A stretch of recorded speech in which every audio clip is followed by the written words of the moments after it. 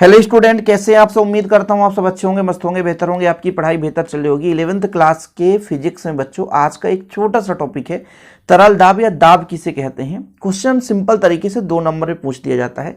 दाब किसे कहते हैं, इसका मात्रक, इसका बिमी सूत्र, इसका सूत्र, ये लिखने के लिए पूछ दिया जाता है। उम्मीद करता हूं आप लोग इसके पहले जो भी वीडियो जो मैं दिया हूं वो आप लोग देखे होंगे। प्लेलिस्ट बनाई 11th क्लास का प्रॉपर रूप से, आप वहां पर देख सकते हैं। चलिए शुरू करते हैं। दाब, दाब का मतलब होता है किसी सतह पर दबाव। और जब तरल दाब की बात करेंगे तो तरल पर दबाव, समझ रहे हैं ना। जैसे आप लोग मान लीजिए कभी आप साइकिल पर हवा भरते हुए देखे हैं, ऊपर से दबाव लगाते हैं, हवा साइकिल के अंदर ट्यूब पे जाता है। ये चीज आपने देखा होगा, सबके जीवन में घटना घटित होता है, क्योंकि विद्यार्थी जीवन में अक्सर साइकिल तो चलाते ही हैं, सब मैक्सिमम लोग चलाते हैं, कुछ लोग नहीं चलाते, बात की बात है। लेकिन जब साइकिल पे हवा भरा जाता है तो ऊपर से दाब लगाया जाता है, सिंपल।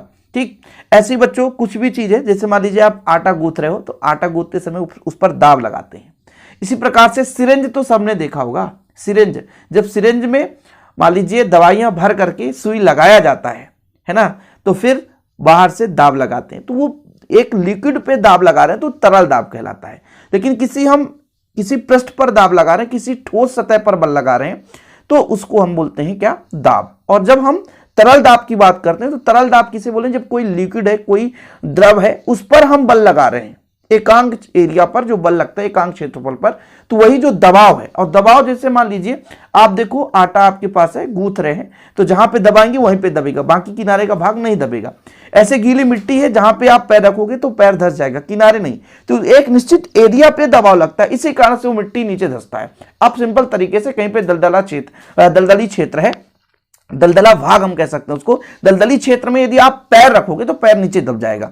अब कहोगे कि सर सभी जगह का जमीन धंसेगा, ऐसा नहीं है। जहां पे पैर रखें मतलब उसके एक निश्चित एकांक क्षेत्रफल पर, यानी निश्चित एरिया पर दाब लग रहा है, अर्थात दाब का मतलब बल लग रहा है। ठीक है, तो वही आप समझ गए होंगे कि भाई ये दाब है क्या, कि मान लीजिए कोई भी पृष्ठ है, उसके एकांक क्षेत्रफल पर कितना बल लग रहा है, उसे हम बोलते हैं दाब। यदि लिक्विड की बात करते हैं तो किसी द्रव में या किसी तरल में एकांक क्षेत्रफल पर कितना दाब लग रहा है, या ऐसा भी तो कह सकते हैं किसी तरल द्वारा किसी एकांक क्षेत्रफल पर कितना दाब लगाया जा रहा है। दोनों चीज हो सकता है, ये मत सोचना कि ये हम दूसरी परिभाषा बता रहे हैं, बुक में कुछ दूसरा दे। भाई दाब किसी के भी द्वारा लगाया जा सकता है। तरल द्वारा लगाया जा रहा है, मान लीजिए किसी तरल द्वारा प्रति एकांक क्षेत्रफल पर, है ना, ऐसा हो सकता है। या किसी तरल पर भी दाब लग रहा है, कुछ भी हो सकता है ना। तो तरल द्वारा यदि प्रति एकांक क्षेत्रफल पर दाब लगाया जाए तो उसे तरल दाब कह देते हैं, सिंपल है।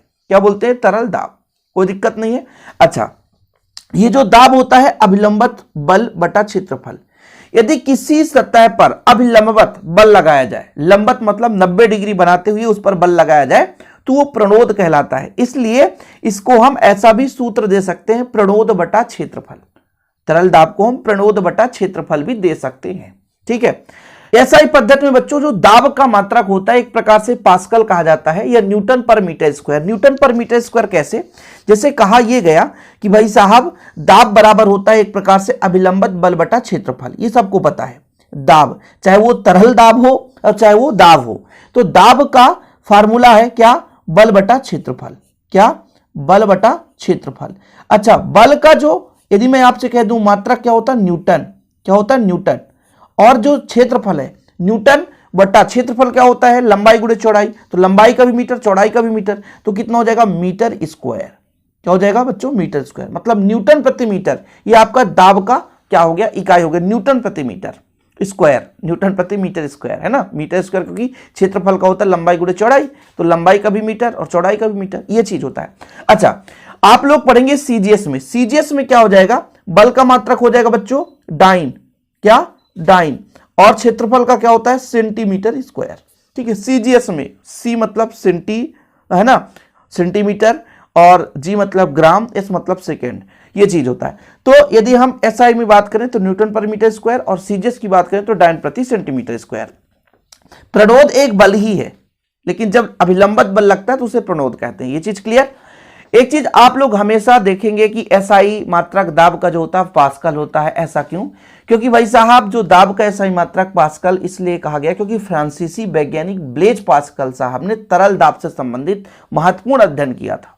उन्होंने बहुत ज्यादा विस्तृत मात्रा में इसे बताया था कि तरल दाब है क्या, इसलिए इनका नाम ब्लेज पास्कल के आधार पर इसका मात्रक है पास्कल रख दिया गया। ठीक, अब इसमें हम यदि आपसे कह दें कि जो आपका वायुमंडलीय दाब होता है ना, वायुमंडलीय दाब होता है, उसका संकेत क्या होता है, तो ATM एटमॉस्फेयर होता है, तो वायुमंडलीय दाब को हम ATM, ठीक है, ये चीज इसका संकेत होता है। दाब का एक अन्य मात्रक वायुमंडलीय दाब होता है जब ATM के रूप में। अच्छा, एक ATM बराबर कितना होता है, एक वायुमंडलीय दाब बराबर कितना होता है, 1.013 इंटू 10⁵ पास्कल।